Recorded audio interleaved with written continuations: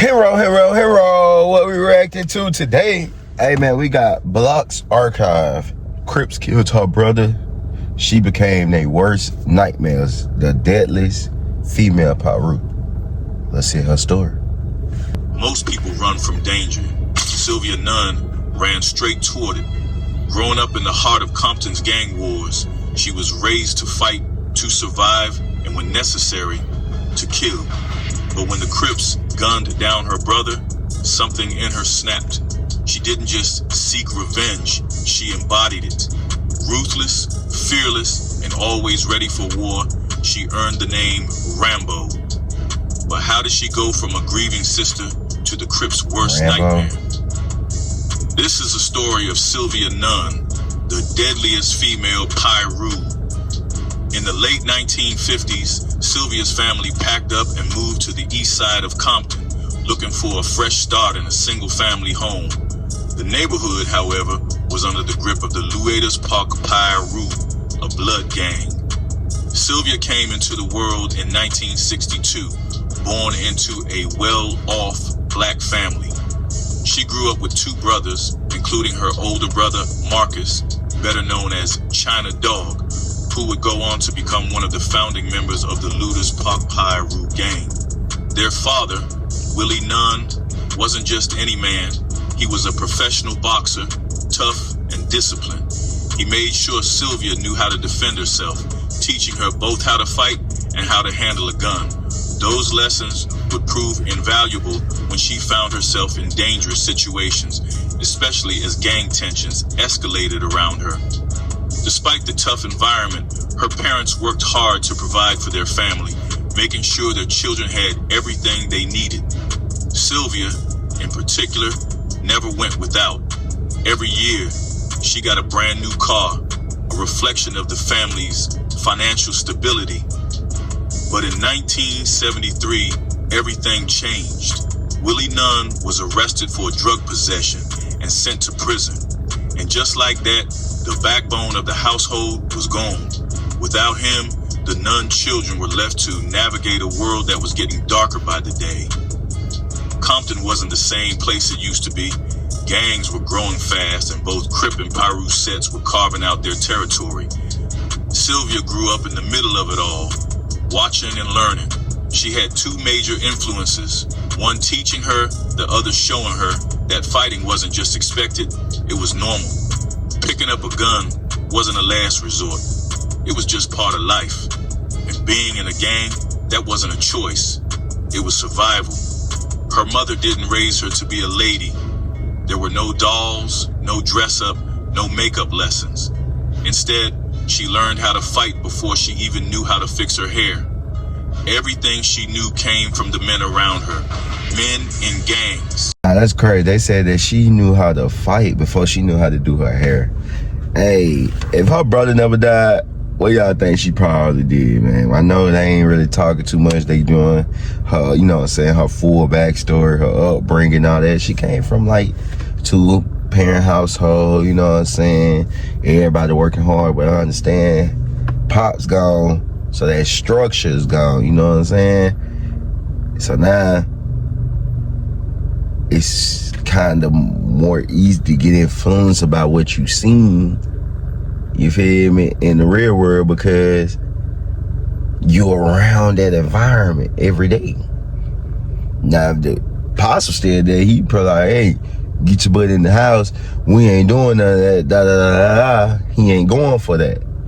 But he gone. So then it's just like a lot of stuff. He talked about how to fight, use a gun, no dolls in the house. Like, dang, she had to grow just like a boy.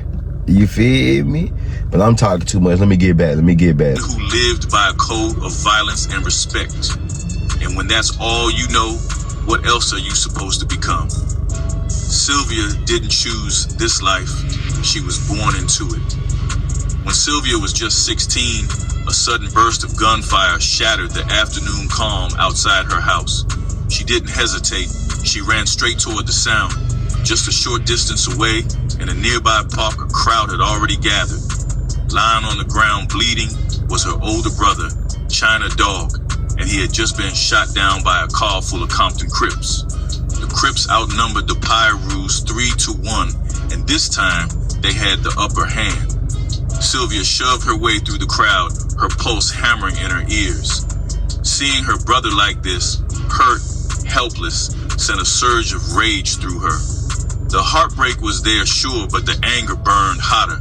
This wasn't just his fight anymore, it was hers too, and in that moment she made up her mind. She wasn't backing down. His war was now her war.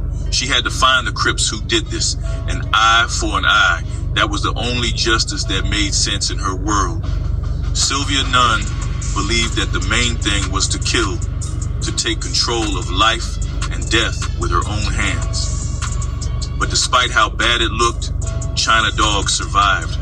He was rushed to a nearby hospital where he was now recovering. And Sylvia, at just 16 years old, she had made her choice. She was now a member of the Ludus Park Pirus. Now, if you're talking about the most notorious Piru sets in Compton, the Ludus Park Piru, also known as the Ludus Park Bompton Piru, has to be in the conversation. But before they were Pirus, they were actually called the Ludus Park Hustlers back in the 1970s. Over time, they transitioned into becoming a full-fledged Piru gang, staking their claim on the east side of Compton. Their name comes straight from Ludus Park, their old stomping ground. That's where members would gather, playing ball, getting high, and let's be real, planning their next moves. This wasn't just a hangout spot, it was their headquarters, the place where everything started. And from there, their reputation only grew. Now their turf stretches from Bullis Road to Atlantic Avenue between Compton Boulevard and Rosecrans Avenue. They're boxed in by some other well-known sets. Mob Piru to the north, Hollywood Piru to the south, Elm Street Piru to the west, and Lime Hood Piru to the east. And while they had their fair share of allies, they also had a long list of enemies, especially among the Crips and some Sureño gangs. If you know anything about the 90s West Coast rap scene, then you know about Suge Knight. The Death Row Records boss had strong ties to the mob Piru, and the Ludus Park Piru were right in that mix. In fact, they were hired as security for Death Row during the height of the gangster rap era. Back then, the lines between the streets and the music industry were blurred. Gang politics bled right into the rap game. And when Tupac Shakur was shot in Las Vegas on September 7th, 1996, everything exploded. The streets of Compton turned into a war zone. The mob Piru and Southside Compton Crips were already beefing. But after Tupac's murder, things got even worse. Ludus Park Piru sided with mob Piru in the conflict, and the violence only escalated. But here's the twist. Despite riding with mob Piru during the war, Ludus Park and mob Piru eventually became enemies themselves. A lot of it stemmed from internal conflicts, betrayals, and murders tied to the death row era. They tried calling a truce, but in the end, it just didn't stick. When it comes to alliances, Ludus Park Piru has linked up with sets like Elm Street Piru, Lime Hood Piru, Hollywood Piru, and Cross Atlantic Piru. With the Kelly Park Compton Crips, Santana Block Compton Crips, Dusty Hood Compton Crips, Neighborhood Compton Crips, and even some blood sets like Fruittown Piru. And then there's their long-standing beef with the Sureños, including gangs like Compton Barrio 70s, Compton Barrio Chicano Gang, and Compton Barrio Largo 36. Sylvia was the youngest in the Ludus Park crew, and the only girl carrying a gun. More than anything, she wanted to prove she was just as tough as her older brother, Marcus. She wasn't about to be treated like some tagalong. She wanted respect. So when Marcus's friends asked her to help rob a gas station, she didn't hesitate. They walked there together, and along the way, they were hyping her, even carrying her on their shoulders like she was some kind of champion. When they got there, they smashed the window with the handles of their guns and then shoved Sylvia through the broken glass. Inside, with a gun pointed straight at her face, she locked eyes with the cashier. They made it clear this was a robbery and there was no room for mistakes. Sylvia grabbed every last dollar from the register and handed it over to the Bloods, but she wasn't about to walk away empty-handed. She made sure she got her cut. Marcus's boys looked at her funny, almost like they thought it was a joke. They told her they'd buy her a popsicle or something, but Sylvia wasn't laughing. She let them know real quick, this wasn't a game to her. If she was doing the job, she was getting paid. So they tossed her some loose change. It wasn't much, but Sylvia didn't care. She wasn't just some girl tagging along. She was one of them. She was going to make sure they knew it. Unlike most of the girls in the pact, Sylvia didn't just follow orders or wait for someone to tell her what to do. That wasn't her style. She wanted to stand on her own, just like Marcus. And with both of them deep in the Bloods, their house became more than just a home. It turned into the gang's headquarters, and that put a target on it. The Crips knew what was up, and they weren't about to let it slide. They started lighting up the Nun house with gunfire, aiming to take out China Dog. But it wasn't just the Crips after him. The police wanted him too. They'd come knocking, looking to drag him in, and every time they did, they clashed with his mother. The cops didn't just come for him. They made sure to threaten her too. Sylvia couldn't take it. Watching them harass her mother over and over lit a fire in her. She stepped up furious, telling them to back off, to leave her mother alone. One of the cops just looked at her, almost amused, then threw a line at her. "Who do you think you are, Rambo?" And from that moment on, Rambo was born. China Dog eventually got locked up, spending years in the youth authority. But out in the streets, Sylvia was only sinking deeper into that life. Then came the 1980s, and with it, the crack cocaine epidemic. It tore through South Central Los Angeles, Compton, Watts, Inglewood, everywhere. Gang members weren't just selling it, they were using it too. Sylvia was no different. She already had a name for being violent, always strapped. But now, high on crack, she was out on drive-by shootings, feeling nothing. No guilt, no pain, no remorse. Then in April 1991, the cops rolled up with a warrant for Sylvia's arrest. They gave her two choices. Either she could go to jail, or she could start talking about the looters Park Piru's drug operations. She decided to cooperate, but just a few months later, on July 23rd, in the middle of the afternoon, Sylvia got a call from her mom, the kind of call that shifts your whole world. Her older brother, Junior Nunn, had been shot in the back of the head while walking his girlfriend home. Just like that, he was gone. Sylvia just couldn't make sense of it. Junior wasn't about that life. He was one of the calmest, kindest people she knew. Wouldn't hurt a fly, literally. So why him? Why now?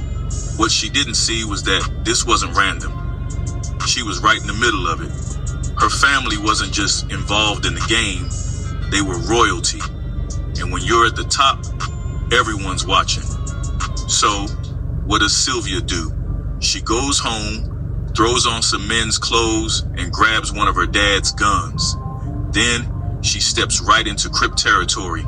She starts chatting, playing it cool, listening, and whenever somebody's name comes up, she makes a note, then heads straight to their house and puts a bullet in their head, one by one, all in the name of Junior. That first kill after her brother's murder, that was it. That was the moment. God damn. She put on men clothes, being discreet. Okay. You feel me? Like, okay, let me go peep game. Let me see what's going on over here. So she go over there. Find out, you know, niggas talking about what just happened. You feel me? I ain't peeping at what's going on right here. Oblivious to what's going on. Might have slipped up and said something. She noted down. Go to the nigga house. Pow, pow, pow. Damn. One in the head. Dang. And then it's like, it looked like she was gonna change her life around. You know, she said she was cooperating, but she might have just told them that so they get off her back. And then younger brother died. turned her back up.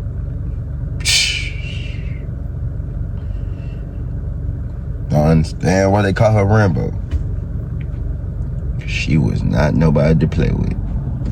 We finna get back. Let's get back. She stopped being just a girl. That was the moment she became a gangster. But revenge wasn't just about her. It was about her mother too. Sylvia made sure those other mothers felt the same pain her own mother felt when she got that call. On the streets, word got around quickly. They started calling her by her nickname, Rambo. She wasn't out there trying to look cute. No makeup, no nails, no jewelry. Just black from head to toe. Shoes, socks, shirt, pants, coat, and a beanie. Even her red flag, that deep wine-colored one, stayed tucked under the beanie. Her job? She was out there to kill. And when it was over, when the streets had been served, she'd slip back into her car, peel off the beanie and coat, let her hair fall, and just like that, she was someone else. Just a woman driving home. That was her disguise. But in 1993, everything changed. In 1993, Sylvia Nunn left behind everything she knew and took off to Las Vegas, Nevada. Then, 2 years later, she married John Hartman, a former sheriff from Kansas City, Missouri, and changed her name to Sylvia Hardman, trying to start fresh. It was a complete shift. She walked away from gang life and focused on building a future. She became deeply involved with the Second Missionary Baptist Church in Piru, Nevada, trading her old ways for faith. As she put it, I put down Piru and picked up Jesus. But before that transformation, Sylvia had built a reputation, one that made her the central figure in a 2008 episode of Gangland called From Girl to Gangster. The episode focused on female gang members, the Criplets and Bloodlets, but the real spotlight was on Sylvia, better known on the streets as Rambo, and her ties to the Looters Park Pyrus. Sylvia described women in gangs as some of the most dangerous players. Why? Because cops were less likely to search them. That gave them an advantage. They could carry weapons, substances, even commit crimes for their male counterparts, all while flying under the radar. These girls weren't just bystanders. They learned early how to survive. They knew how to fight, how to use a knife, how to shoot a gun, and how to steal. Many got caught up in substances, and some were even exploited by the men in their own gangs. But sometimes they flipped the script, using their relationships with rival gang members to gather intel. And Sylvia, she was feared. She had no hesitation, no fear. That's what made her one of the most dangerous women in her gang. But in the end, her story took a different turn. On April 20th, 2010, Sylvia Hardman passed away. She was laid to rest at Woodlawn Cemetery in Las Vegas. Her legacy, however, didn't end there. In Compton, her sister, Cynthia Nunn, started a non-profit in her honor, Sylvia Nunn Angels. The organization is dedicated to giving back to the community, helping kids and families find a better path, one that doesn't lead to the streets. Sylvia Nunn's life was full of twists and turns, from gangster to believer, from feared to remembered. And through her story, her impact still lives on. What are your thoughts on this story? Hey man, first and foremost, R.I.P. Sylvia Nunn, you feel me, aka Rambo. Hate for anybody to lose their life, you know what I'm saying? But I like that statement. I put down the flag and I picked up Jesus. Amen, amen. Come on now. Cause you ain't nothing without Jesus. But hey, they thought she was something to play around with, and they thought she was sweet. And she had to show people. You know what I'm saying? Like, hey, y'all shot my brother. I'm finna get in the field and get my get back for my brother. Then y'all killed my younger brother. I'm really finna get in the field and get my get back in and start just